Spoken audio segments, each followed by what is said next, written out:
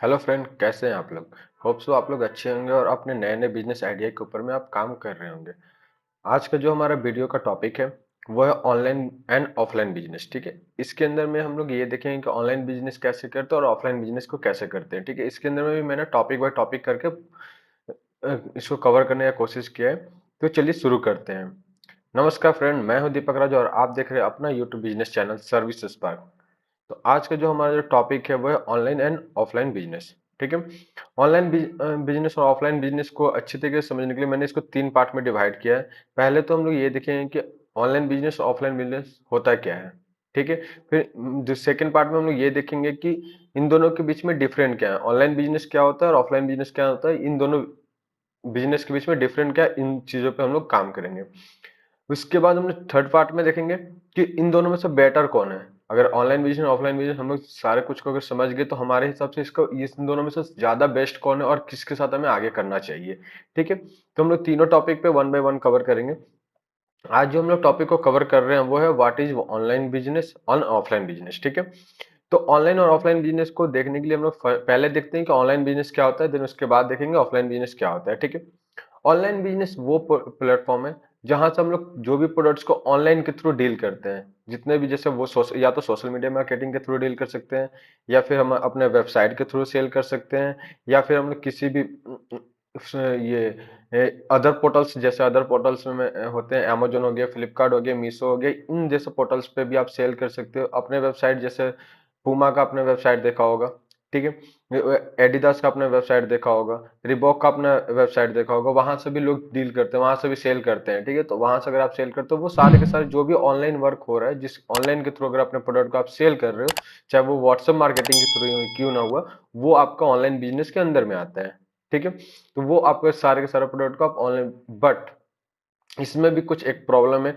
वो ये है कि ऑफलाइन बिजनेस में क्या होता है कि लोग अपने प्रोडक्ट्स को सेल करने के लिए वहां पर कुछ ज्यादा डॉक्यूमेंट, जैसे अगर मैं बात करूँ, आप लोगों के भी एरिया में एक लोकल शॉप वगैरह होगा, लोकल दुकान होगा, जहां पर वो लोग बिजनेस कर रहे हैं, बट उनको ना ही जीएसटी लगाने की जरूरत है, ना ही कुछ अदर चीजें। वो एक छोटा सा शॉप लिया उन्होंने, उसमें अपना माल लेकर रखा उन्होंने, और फिर वहां से उसको सेल कर रहे हैं। उनको कोई भी डॉक्यूमेंट वहां पर दिखाने की जरूरत नहीं पड़ रहा है, ना ही जीएसटी बनाने की जरूरत पड़ रहा है। वो जैसे अगर ग्रोसरी आइटम बेच रहे हैं तो ना ही उनको फूड लाइसेंस दिखाने की जरूरत पड़ रहा है।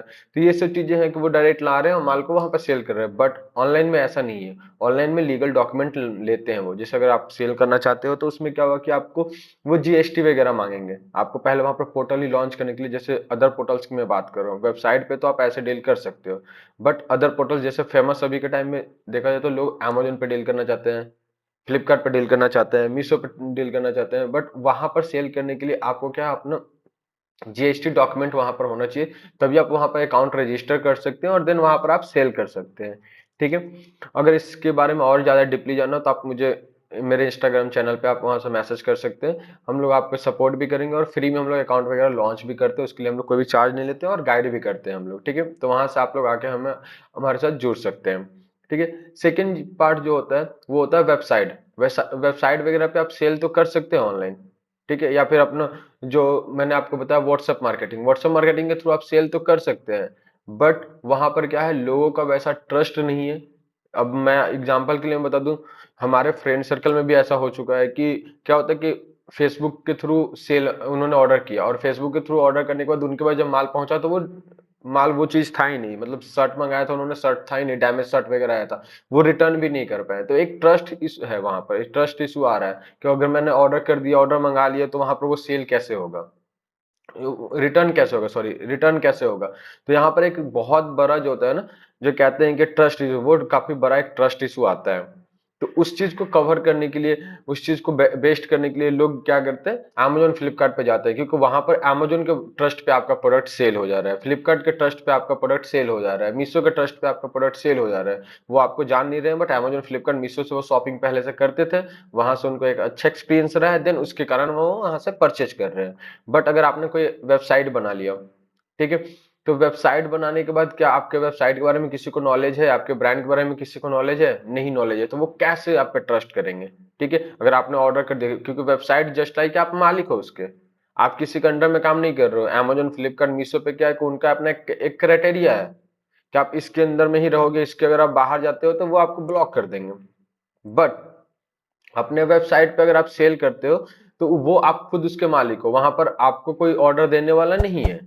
ठीक है, तो वहां पर क्या होता है कि आप वहां पर अगर सेल करना चाहते हो तो कुछ सेल कर सकते हो बिना विदाउट कोई डॉक्यूमेंट, बट वहां पर क्या होगा कि आपको प्रोडक्ट ही सेल नहीं होगा।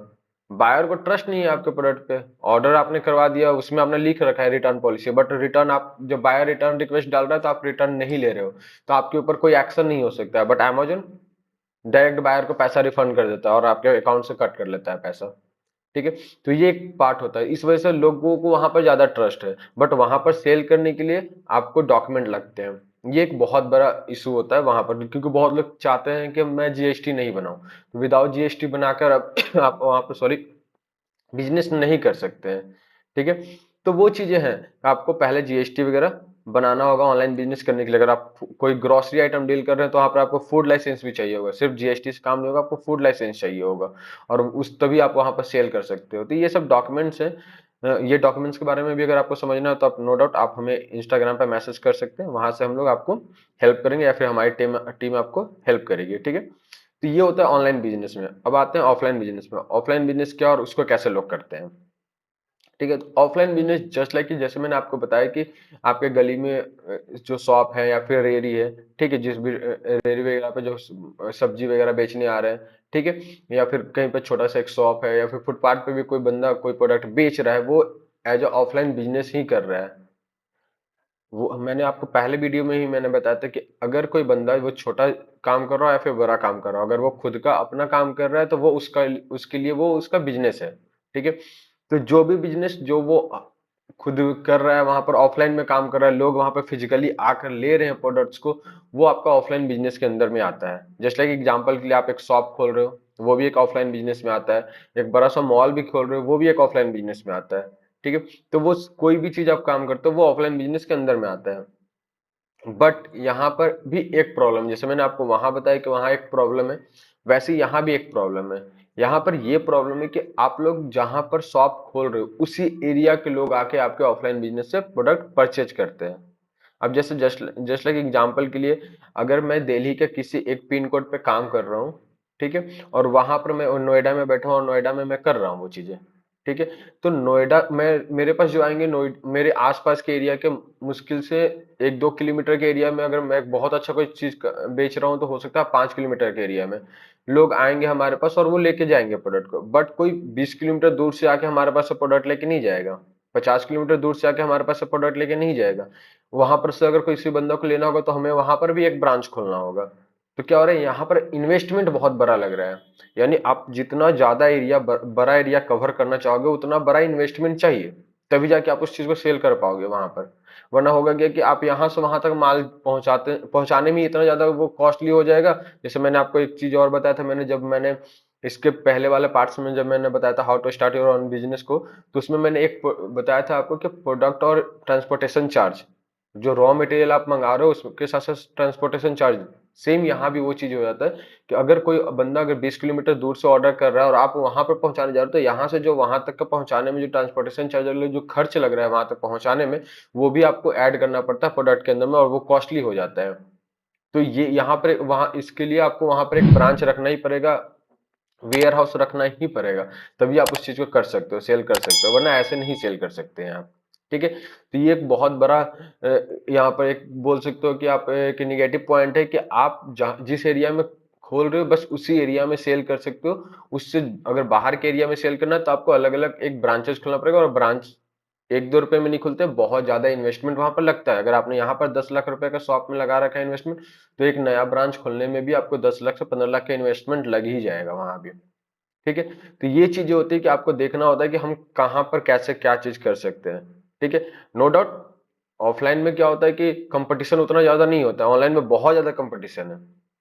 जो प्रोडक्ट आप सेल करने, एग्जांपल के लिए आप देख लो, अगर आप लोग, मेरे को लगता है जितने लोग भी वीडियो देख रहे होंगे उसमें 90% लोग तो ऑनलाइन शॉपिंग किया ही होगा कभी ना कभी, किसी के न किसी प्लेटफॉर्म से। तो आपने ये देखा होगा कि जब भी आप कोई प्रोडक्ट को लेने जाते हो तो वहां पर जब आप उस नाम से सर्च करते हो तो बहुत सारे प्रोडक्ट्स आ जाते हैं, बहुत सारे प्रोडक्ट्स आ जाते हैं। जितने भी प्रोडक्ट्स आ रहे हैं अलग अलग ब्रांड का, वो सारे के सारे अलग अलग सेलर सेल कर रहे हैं। तो आप देख लो कि वहां पर कंपटीशन कितना ज्यादा है।